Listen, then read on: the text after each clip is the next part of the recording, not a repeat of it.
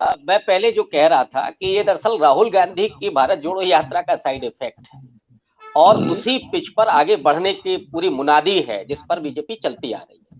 और शिव मंदिर के उसके जीर्णोद्धार के अवसर पर उन्होंने इस बात को कहा और राहुल गांधी बराबर शिव की बात कर रहे हैं, तो वो एक बड़ा नैरेटिव है, मैं उसमें नहीं जाऊंगा। लेकिन जो योगी आदित्यनाथ का स्टेटमेंट है, अनिल जी ने बिल्कुल ठीक कहा कि संवैधानिक पद पर बैठे हुए व्यक्ति को इस तरह की भाषा का इस्तेमाल नहीं करना चाहिए।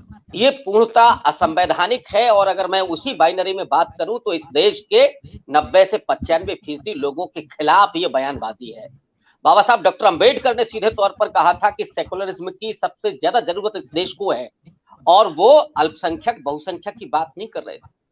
वो कह रहे थे कि जो हिंदू धर्म है वो, या जिसको वैदिक धर्म कहा जाता था पहले, वो पहला धर्म है जो ऑर्गेनाइज्ड है और उसमें बाकायदा उसी के जरिए सत्ता चलाई जाती रही पिछले 3000 साल तक। और उसमें क्या हुआ, वो जो जाति व्यवस्था है उसने इस देश के बहुसंख्यक तबकों को लगभग गुलाम बना करके रखा, मानसिक गुलाम बना दिया, शारीरिक गुलाम बना दिया उनको, दलितों को, पिछड़ों को, आदिवासियों को और महिलाओं को।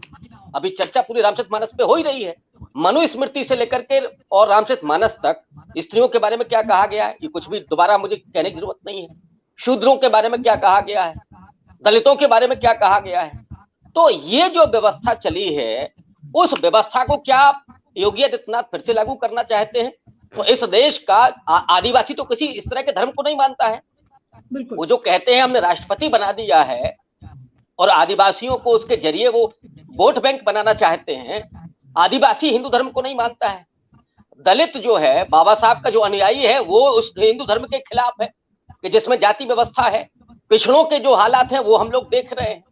तो ये जो बयान है वो विशुद्ध रूप से असंवैधानिक है और इस देश के बहुसंख्यक तबके के खिलाफ जाता है। ये जो उन्होंने कहा, शायद अगर मैं ठीक से सुना हूं कि गाय और ब्राह्मण की रक्षा होती थी, और जो गुजरात में हुआ कि उन बलात्कारियों को छोड़ा गया ये कह करके कि ब्राह्मण तो संस्कारी होते हैं, उनको छोड़ दिया जाए। तो क्या अब इस देश में यही होगा? और ये होगा। और जो कह रहे हैं योगी जी कि सनातन धर्म को राष्ट्रीय धर्म, तो फिर आप कूड़ेदान में फेंक दीजिए संविधान को, तब समझ में आएगा ना कि इस देश के लोगों की भावनाएं संविधान के साथ क्या है। ये इस तरह की बात संवैधानिक पद पर बैठे हुए व्यक्ति को नहीं करना चाहिए। जी ठीक है।